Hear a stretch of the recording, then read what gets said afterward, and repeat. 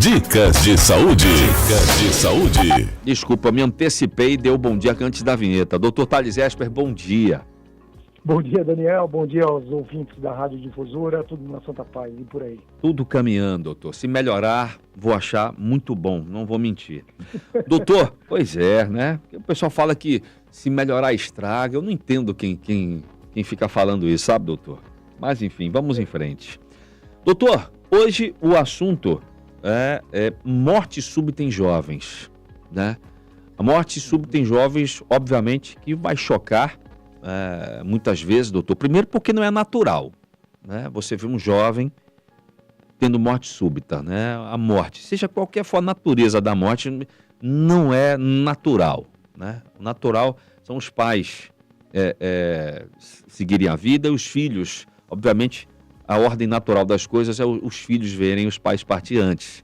Mas a gente tem presenciado a morte súbita em jovens e, obviamente, que vai chocar muitas vezes, principalmente, doutor, quando acontece com jovens que aparentemente são saudáveis, se alimentam bem, não têm vícios, possuem uma rotina de atividade física, né, de exercícios e tudo mais. Doutor, a pergunta que vem isso dá indicativo, isso dá sinais? Né? O corpo costuma dar sinais antes, ou realmente isso pode acontecer sem nenhum aviso? Daniel, concordo e reforço tudo que você falou. Você foi muito feliz na sua colocação em relação ao trauma que se causa quando se perde uma pessoa fora do fluxo normal da vida, onde os mais velhos devem ir antes dos mais jovens. Respondendo a sua pergunta, Daniel, pode sim e não ao mesmo tempo. Ela pode dar sinais, pode dar sintomas que devem alertar as pessoas, ou não. A pessoa pode nunca ter tido nenhum sintoma e o primeiro sintoma pode ser a morte súbita. Meu Deus. Doutor, quais sintomas, então, mesmo que leve? Já que o senhor falou que sim e não, tá? Né? Vamos descartar essa possibilidade, então, de que não dá aviso, né? E que não tem o que fazer. Mas, no caso de que o corpo pode dar aviso, quais seriam esses sintomas? Mesmo que leves, doutor, mesmo que bobos, assim, né? Que devem acender um alerta, acredito eu, que até para quem já tem um histórico familiar, sempre tem que ter, né, uma atenção redobrada nisso daí, né? Quais sintomas, mesmo que leves, doutor, devem acender um alerta em adolescentes e jovens, principalmente durante atividades físicas ou competições esportivas, hein, doutor? Os principais sinais, Daniel, que deveriam pelo menos alertar os pais a procurar um cardiologista, eles são desmaio do nada, a criança tem um desmaio de forma súbita, dor no peito quando ela faz esforço físico, principalmente quando ela está brincando. Então, uma criança menor, ela vai referir dor no peito quando ela corre, quando ela sobe uma escada, quando ela vai jogar bola. Palpitações, que é aquela batida forte do coração, sem a pessoa fazer esforço físico, também é um sintoma, principalmente quando vem acompanhada de sudorese. Mas, se você me permite, o principal sinal não é um sintoma, é o histórico familiar, Daniel. Olha aí. É muito importante, é muito relevante, principalmente em cardiologia, você saber do histórico da família. Pacientes que têm histórico, parentes de primeiro grau, que faleceram de forma súbita antes dos 50 anos de idade, devem ser investigados. Entendi. Então, quem nos ouve, tá aí o principal alerta, né, do cardiologista Dr. Thales Esper. Doutor, existe um perfil de quem tem maior risco de morte súbita, desconsiderando essa questão genética, né? O senhor já falou que quem tem histórico de casos na família tem que ter um alerta, mas precisa de uma investigação assim mais detalhada realmente? Hoje em dia, como as coisas estão avançando muito rápido em termos de substâncias para aumentarem o rendimento das pessoas, principalmente em academia, o que eu tenho visto muito na prática clínica, Daniel, eu e amigos meus, colegas meus que trabalham comigo e não trabalham comigo, trabalham em outros serviços, a gente comenta, a gente conversa nos grupos de cardiologia, é o uso indiscriminado de anabolizantes. Olha só. Essas substâncias, elas estão entre os principais fatores de risco para doenças no coração em pessoas jovens.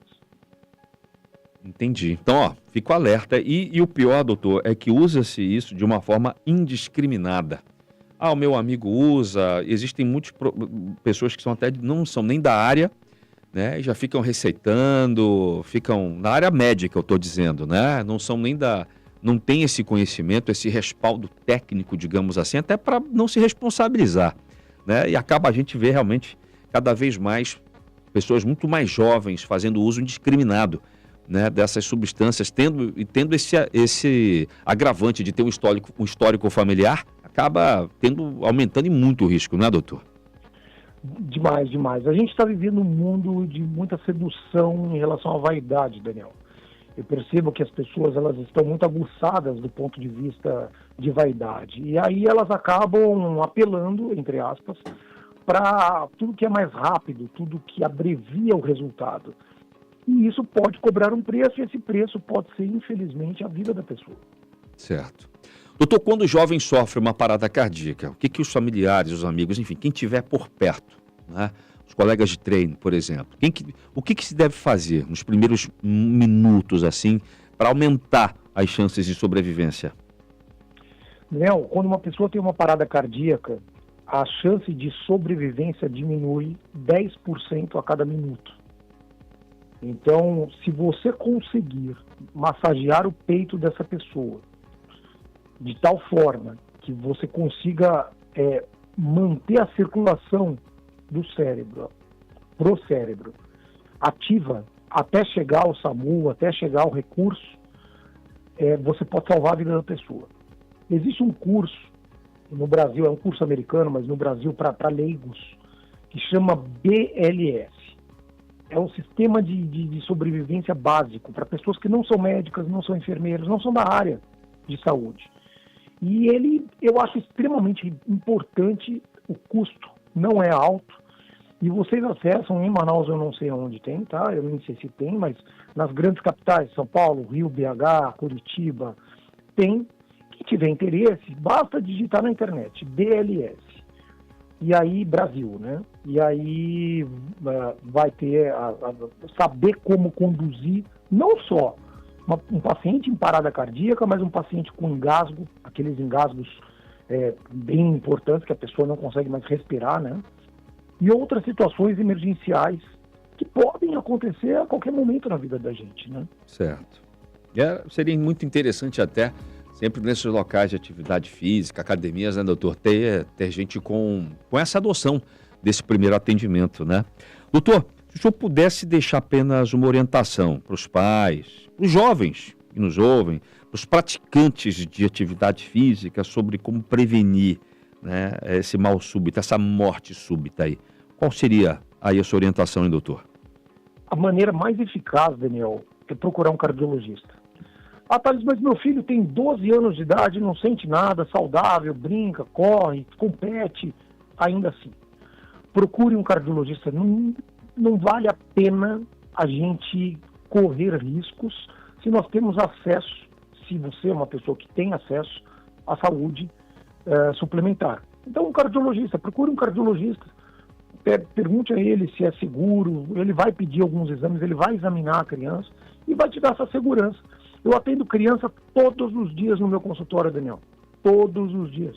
E não tem idade, tá? Não tem idade. Na minha forma de entender, tendo oportunidade, procure um cardiologista independente da idade. Tá certo, tá bom. Seu doutor Thales Esper, cardiologista, dando aqui, portanto, essa orientação preciosa para nós. Doutor Thales Esper, que está no Instagram, @Thales_Esper. E queria que o senhor lembrasse para a gente, reforçasse aí onde o senhor atende, doutor. Né? Quem quiser conhecer a clínica, ver mais do seu trabalho, está lá no Instagram também, né? Que o senhor deixasse o endereço para a gente. Daniel, eu trabalho na One Clinic, a gente fica no edifício The Office, na Mário Ipiranga, na Avenida Recife, e fico no 14º andar. Obrigado, doutor. Muito obrigado. Bom dia, bom trabalho, boa semana.